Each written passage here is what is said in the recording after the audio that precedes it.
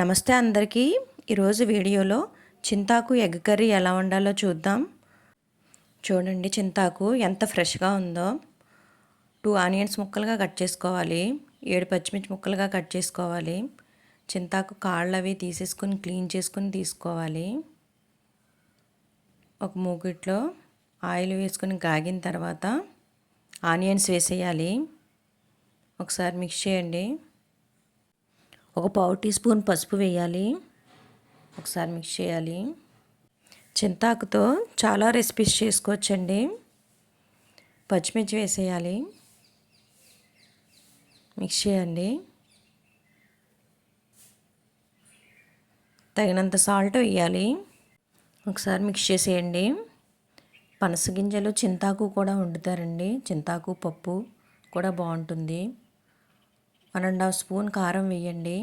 ఈ curry taste చాలా బాగుంటుందండి. ఒకసారి ట్రై చేయండి. చింతాకు కోడిగుడ్డు క్లీన్ చేసిన చింతాకు వేసేసుకోవాలి. ఒకసారి మిక్స్ చేసేయండి.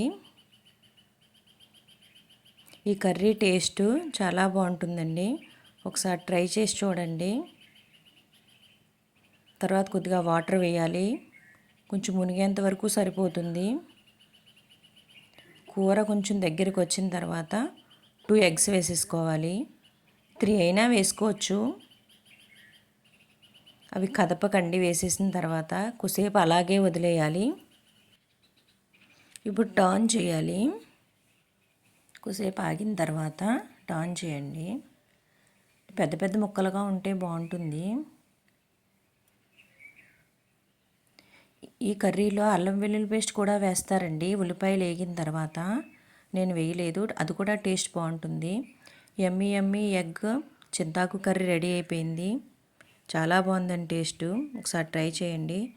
Thank you for watching this video అండి.